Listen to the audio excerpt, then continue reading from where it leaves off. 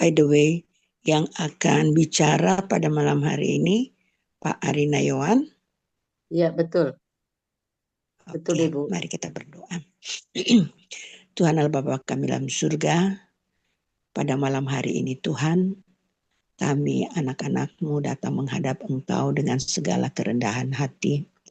Kami mau memuji, memuliakan akan Engkau karena Engkau Allah yang kami sembah, Allah yang hidup, Allah yang sangat mengerti, Allah yang mengetahui akan segala keberadaan kami, Allah yang mengetahui akan susunan saraf tubuh kami Tuhan, dan Allah yang sangat mengerti akan setiap pergumulan dari masing-masing kami. Kami sangat bersyukur dan berterima kasih karena kami boleh mengenal Engkau dan kami boleh memuji memuliakan akan Engkau. Di saat kami datang pada saat ini Tuhan dengan segala keberadaan kami. Kami manusia yang penuh dengan dosa, penuh dengan kelemahan dan kekurangan. Bahkan angan-angan hati dan pikiran kami Tuhan tidak sesuai dengan kehendak-Mu. Oleh sebab itu Tuhan, biarlah kiranya Engkau boleh mengampuni akan semua dosa-dosa kami Tuhan. Supaya Engkau melayakkan kami boleh datang menghadap Engkau. Bahkan kami boleh datang Tuhan untuk menikmati berkat lewat kabaran firman Tuhan yang akan kami dengar. Untuk menguatkan kami, menghibur kami, bahkan Tuhan untuk menuntun kami boleh lebih dekat dengan Engkau. Sediakan hati dan pikiran kami Tuhan, penuhi dengan Roh-Mu yang kudus untuk masing-masing kami. Terlebih juga Tuhan untuk Bapak Ari Nayawan, biarlah dengan Roh-Mu yang kudus yang berlipat ganda Engkau curahkan untuk beliau sehingga beliau boleh membawakan pekabaran firman Tuhan, meninggikan Engkau menjadi berkat bagi semua kami. Nama Tuhan dimuliakan. Tuhan, hamba juga berdoa Tuhan untuk semua kami yang sudah hadir pada saat ini. Baik Pak Ugi Sindan sebagai koordinator untuk acara lawatan keluarga ministry ini Tuhan, Engkau memberkati Pak Ugi dalam segala kehidupannya Tuhan. Terlebih dalam semua pelayanan-pelayanan yang dia lakukan. Berkati keluarga dan anak-anaknya. Hamba berdoa juga Tuhan untuk Pak Ari Nayawan yang akan membawakan pekabaran firman Tuhan. Kiranya penuhi dengan Roh-Mu yang kudus, berkati kehidupannya pribadi dan keluarga, pelayanannya dalam segala hal Tuhan. Tuhan, kami juga berdoa untuk Ibu Diana Napitupulu yang sudah setia Tuhan untuk bersama-sama dengan lawatan keluarga ministry ini Tuhan, dan saat ini bertugas untuk menjadi MC. Penuhi beliau dengan kuasa Roh-Mu yang kudus agar pimpinan Tuhan selalu menjadi bagian kehidupannya. Kami juga Tuhan berdoa untuk Elce Taka Hidayeng, begitu juga dengan pemegang device 6789, Ibu Kori Sanger, Bapak Danang Priyadi, Ibu Ellen Grace, Ibu Verlin Kiroyan, Bapak Vini Langitan, Bapak Glenn Bolang, Bapak John Ponto, Ibu Deti Asa, Ibu Melin Aris, Ibu Novaria Simbolon, Shalom, Ibu Treasure, Ibu Winnie, dan hamba juga Tuhan. Kami sangat rindu untuk menikmati berkat surga. Dan Tuhan pimpin acara kami dari awal hingga berakhir. Begitu juga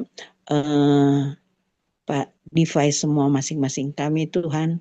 Bahkan link kami, biarlah Tuhan yang akan memberkati agar semua kami Tuhan dapat mengikuti acara ini dari awal hingga akhir dengan tidak kurang satu apa. Kami boleh menikmati berkat Tuhan. Bahkan saudara-saudara kami yang kami doakan juga Tuhan, biarlah Roh-Mu yang kudus yang akan mendahului untuk hadir dalam hati dan pikiran mereka, sehingga ketika kami mendoakan mereka Tuhan, boleh menjadi satu berkat bagi mereka, menjadi satu kekuatan untuk mereka, bahkan pemulihan untuk fisik mereka. Terpuji-pujilah Tuhan, Engkau mau menyempurnakan doa kami, Engkau sudah mendengar dan Engkau akan menjawab di dalam segala kemurahan-Mu pada waktu-Mu yang indah.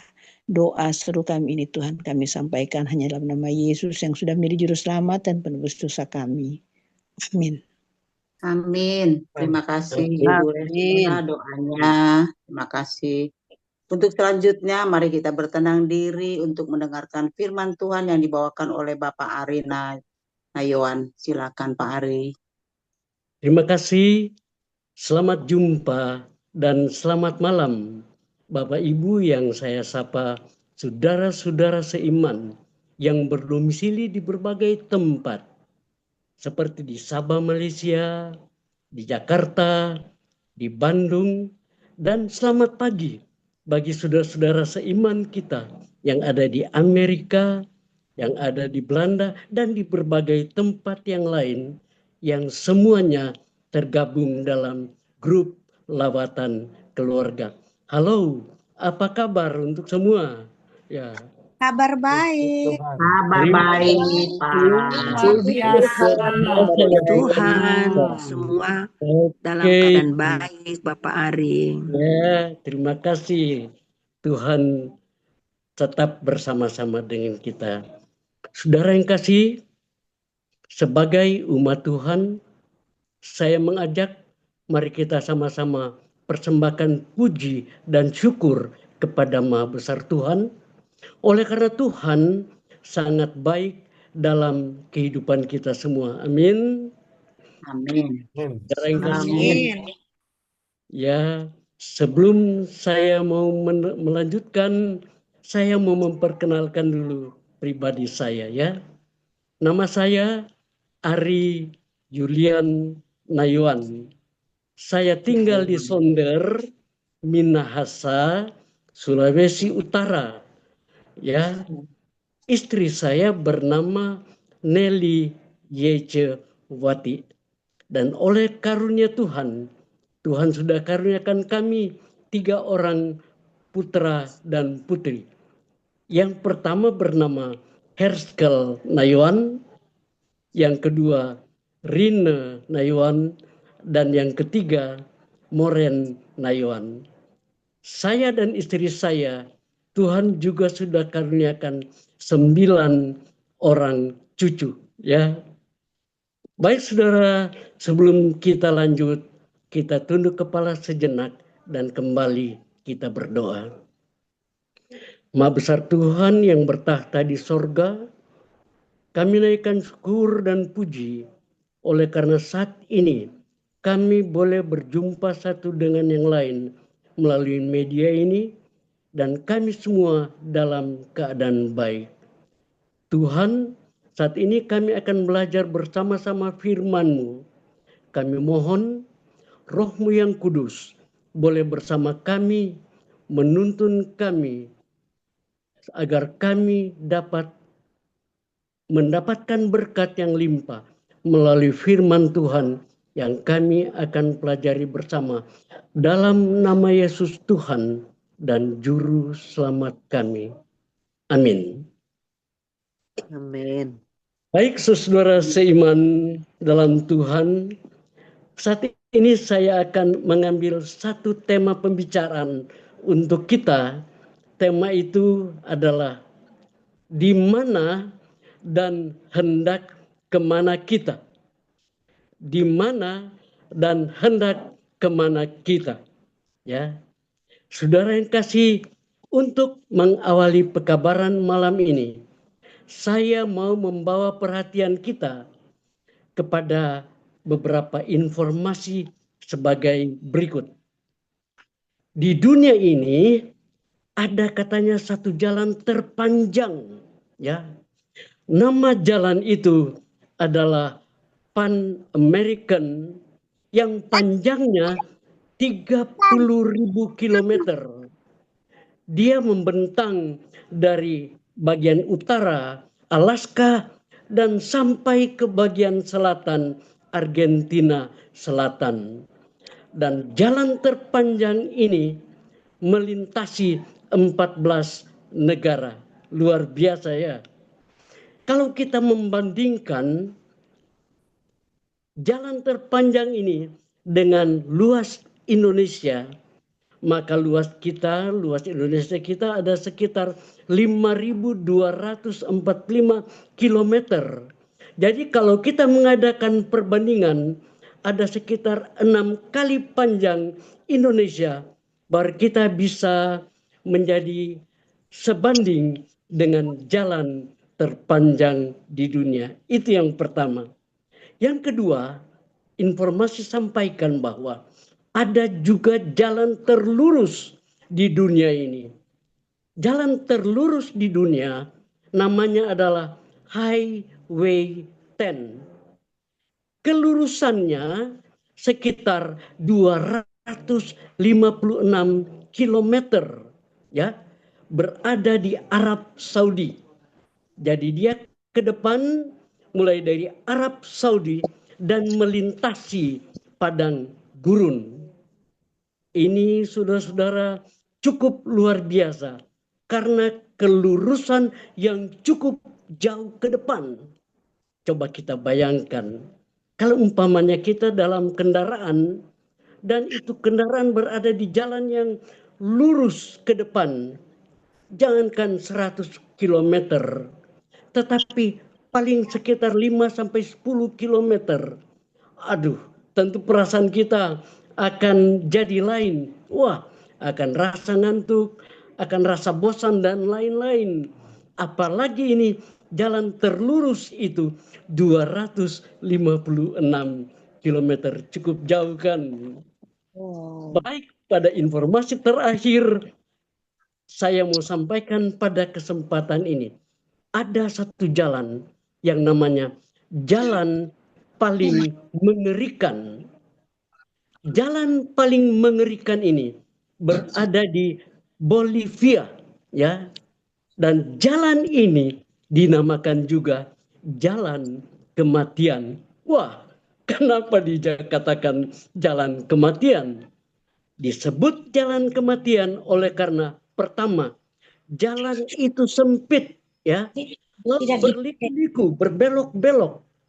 Kemudian selain sempit dan berliku-liku, jalan di pinggir kanannya cukup curam dan tanpa ada pagar pembatas. Kemudian yang ketiga adalah di jalan tersebut banyak kali terjadi kecelakaan dan menelan korban. Ada informasi menyampaikan bahwa dalam seminggu orang yang korban di jalan kematian itu ada sekitar 10 orang. Jadi coba kita bayangkan, kalau dalam setahun orang yang korban di jalan tersebut, dia punya jumlah ada 520 orang. Banyak ya, luar biasa. Itulah teman-teman, saudara-saudara, 3 informasi yang saya sudah sampaikan melalui jalan terpanjang, jalan terlurus, dan jalan paling mematikan, ya. Baik, pada kesempatan ini kita akan melihat pula sebuah jalan yang sangat unik, sangat luar biasa, dan sangat istimewa. Mari kita membuka akan Alkitab kita dan kita akan melihat jalan manakah itu yang cukup unik dan cukup istimewa yang kita akan lihat di dalam ayat yang sudah sering kita dengarkan di dalam Yohanes 14 ayatnya yang ke-6. Apabila kita membaca Yohanes 14 ayat yang ke-6, dia sebutkan demikian. Kata Yesus kepadanya, "Akulah jalan dan kebenaran dan hidup. Tidak ada seorang pun datang kepada Bapa kalau tidak melalui aku." Oh, luar biasa ya. Karena Yesus sendiri sampaikan bahwa dialah jalan, kebenaran, dan hidup.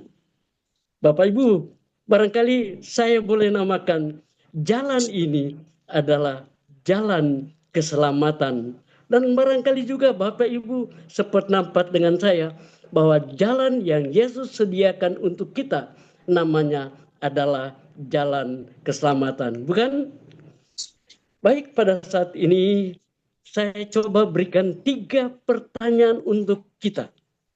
Dan pertanyaan itu coba kita akan jawab juga. Yang pertama, apakah jalan yang dimaksud dalam Yohanes 14 ayat 6 sudah ada sekarang ini. Oh, tentu secara jelas kita jawab bahwa jalan itu sudah ada pada sekarang ini, ya. Yang nomor 2, kalau begitu siapa-siapa saja yang ada atau berada di jalan itu? Jawabannya adalah sejumlah orang yang cukup banyak, termasuk kita yang ada dalam grup lawatan keluarga, ya. Jadi kita harus apa? Terima bahwa kita sedang berada di mana? Dalam jalan yang Yesus sediakan, termasuk kita yang di mana? Grup lawatan keluarga, ya. Saudara yang kasih, sekarang pertanyaan terakhir. Apakah semua yang ada di jalan yang sudah disiapkan Yesus akan bisa berjalan dan tiba di penghujung dari jalan itu, di mana di penghujung jalan sedang ada Yesus yang menantikan kita di sana? Jawabannya saudara-saudara, tentu kita akan coba membuka Alkitab lagi. Kita baca di dalam Matius pasal 7, Matius pasal 7 ayatnya yang ke-21. Saudara-saudara, Bapak Ibu, ayat ini menantang kita. Dia bilang bagaimana?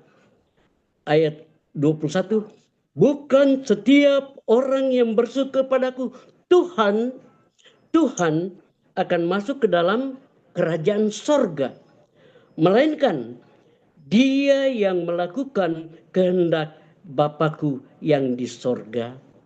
Kalau kita baca ayat 22, dia bilang begini, pada hari terakhir banyak orang akan berseru kepada Tuhan, berseru kepadaku, Tuhan, Tuhan, bukankah kami bernubuat dengan nama-Mu dan mengusir setan demi nama-Mu dan mengadakan banyak mujizat demi nama-Mu juga? Pada waktu itu, ayat 23, aku akan berterus terang kepada mereka dan berkata, aku tidak pernah mengenal kamu, enyahlah daripadaku, kamu sekalian pembuat kejahatan. Saudara yang kasih, Bapak Ibu, ini ayat menantang kita, ya. Pada beberapa waktu yang lalu, sering saya dengar ada pendeta-pendeta, pembicara-pembicara bilang begini, oh, ini ayat ini bukan untuk kita, tetapi ayat ini adalah mereka yang berada di denominasi lain, ya. Tapi bagi saya pribadi dan bagi kita pastikan bahwa ayat yang baru saja kita baca adalah untuk siapa? Untuk kita sebagai apa? Sebagai umat Tuhan. Jangan kita yang berseru, Tuhan, Tuhan. Lalu Tuhan akan bilang, undurlah daripadaku, hai kamu apa? Yang mengerjakan yang tidak sesuai dengan kehendak-Mu. Udah yang kasih, sekarang kita akan coba lihat apa-apa yang menjadi penyebab sehingga orang atau seseorang itu tidak bisa sampai di penghujung jalan yang Yesus sudah sediakan. Tentu dia punya penyebab. Ayat yang pertama yang kita mau lihat dalam 3 penyebab ini, barangkali ada beberapa penyebab, tapi yang saya angkat di 3 penyebab saja. Kalau kita membaca Matius 11 ayat 29 bagian B, Matius 11 ayat 29 bagian B, Yesus bilang apa? Belajarlah kepadaku karena aku lembut dan rendah hati. Ya. Berarti Bapak Ibu, berarti saudara, kalau kita tidak mengikuti akan tabiat dari Yesus, maka kita tidak akan sampai di penghujung dari jalan itu. Ya, itu yang pertama. Yang kedua, penyebab tidak bisa sampai ke jalan yang Yesus sudah sediakan di penghujung ayat yang sudah kita baca tadi. Matius 7 ayat 21 bilang apa? Mundurlah kamu yang tidak melakukan kehendak Bapa di sorga. Dan ayat yang ketiga yang kita boleh lihat bersama, saya coba bawakan untuk kita, yang saya ambil dari buku Wahyu. Wahyu pasal 3. Wahyu pasal 3 mulai ayat 15. Dia bilang begini. Aku tahu segala pekerjaanmu, engkau tidak dingin dan tidak panas. Alangkah baiknya jika engkau dingin atau panas. Jadi karena engkau suam-suam kuku dan tidak dingin dan tidak panas, aku akan memuntahkan engkau dari mulutku. Saudara yang kasih, ayat ini memberikan penegasan pada kita selaku umat Tuhan bahwa kita jangan berada pada posisi suam-suam kuku. Bagaimana itu posisi suam-suam kuku? Ya, kalau suam-suam kuku mau baca Alkitab dan nyanda sama saja. Berdoa atau tidak sama saja. Datang ke gereja, dengar firman, atau barangkali tidak pusatkan pikiran, sama saja. Jadi saudara, inilah hal-hal yang menjadi penyebab kenapa seseorang tidak boleh sampai di penghujung jalan yang Yesus sampaikan. Saudara-saudara, kita pernah dengarkan atau baca dalam buku tulisan-tulisan permulaan. Ada tulisan situ menyatakan bahwa katanya ada umat-umat Tuhan dalam satu jalan yang tadinya jalan itu agak luas, lebih keluar, lebih sempit. Lalu tiba-tiba orang yang melihat di jalan itu bilang begini, ada yang jatuh ke kiri, ada yang jatuh ke kanan. Yang tulis informasi ini tanya kepada malaikat. Malaikat, kenapa ada orang yang jatuh di sebelah kiri, ada orang jatuh di sebelah kanan? Oh, malaikat terus sampaikan, mereka jatuh ke kiri dan ke kanan oleh karena mereka tidak mengarahkan pandangannya langsung kepada Yesus yang ada di depan sana. Nah, itulah penyebab yang menyebabkan seseorang atau siapa saja tidak boleh sampai ke penghujung jalan yang Yesus sudah siapkan. Sekarang kita akan coba melihat ya apa-apa yang kita harus laksanakan di dalam kehidupan kita. Dalam buku Wahyu tadi sudah disampaikan dan kita akan terus dalam ayatnya yang ke-18 bilang begini. Maka aku menasihatkan engkau supaya engkau membeli daripadaku emas yang telah dimurnikan dalam api, agar engkau menjadi kaya, dan pakaian putih supaya engkau memakainya, agar jangan kelihatan telanjangmu yang memalukan, dan lagi minyak untuk melumas matamu, supaya engkau dapat melihat. Ya, itulah jalan keluar yang harus diberikan kepada kehidupan kita, agar kita apa? Terlepas dari jebakan, tidak akan sampai di penghujung jalan itu. Saudara yang kasih, pada saat ini kita coba melihat dia punya beberapa kesimpulan.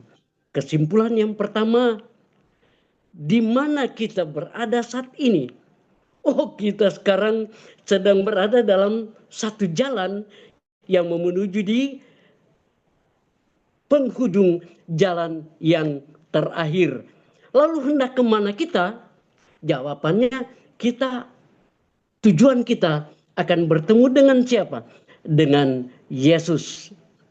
Saudara-saudara yang kekasih, dalam kita mempelajari ini, kita diberikan ingatan kembali supaya kita memiliki pakaian putih. Pakaian putih yang dimaksud di sini adalah kebenaran yang Tuhan berikan untuk kita. Kita harus memiliki firman yang Tuhan berikan kepada kita. Lalu emas yang sudah dimurnikan dalam api. Emas yang sudah dimurnikan dalam api adalah pakaian merupakan kebenaran. Yang kedua, emas pakaian yang Tuhan sudah berikan adalah pakaian kebenaran. Dan yang ketiga, Tuhan minta supaya kita memiliki minyak pelumas mata, yaitu Roh Kudus yang boleh memimpin kehidupan kita untuk datang kepada Tuhan pada setiap saat. Saudara yang kasih, sebagai ayat yang terakhir pada saat ini, saya mau baca untuk kita semua satu ayat yang sudah kita kenal, yang berada di dalam Wahyu 3 ayat 5. Kalau kita membuka Alkitab dan kita membuka Wahyu 3 ayat 5, dia sampaikan demikian. Barang siapa menang, ia akan dikenakan pakaian putih yang demikian. Aku tidak akan menghapus namanya dari kitab kehidupan, melainkan aku akan mengaku namanya di hadapan Bapakku dan di hadapan para malaikatnya. Dan ayat yang paling terakhir kita mau ambil di dalam Matius pasal 24 ayat 13, dikatakan apa? Barang siapa yang setia sampai terakhir akan diselamatkan. Tuhan kiranya akan memberkati kita apabila kita mau berjalan dengan Yesus, mengikuti dia punya petunjuk, menjadi sama seperti dia di dalam tabiat, dan kita akan hidup bersama Tuhan manakala Tuhan datang pada kali yang kedua. Tidak ada satu di antara kita ketinggalan, tetapi diselamatkan dalam kerajaan surga adalah doa dan harapan kita bersama. Saya ajak kembali kita tunduk kepala dan berdoa. Bapa di surga, terima kasih dengan kebenaran firman-Mu yang sudah kami dengarkan. Kiranya firman Tuhan akan mengingatkan kami supaya sebagai umat Tuhan kami harus berada di jalan Tuhan dan melaksanakan perintah-perintah Tuhan dalam kehidupan kami. Manakala Tuhan datang pada kali yang kedua, kami semua tidak ada satu yang ketinggalan, diselamatkan dalam kerajaan-Mu di dalam nama Yesus, Juru Selamat kami. Amin. Amin. Amin. Terima kasih Pak Ari atas Terima kasih firman juga.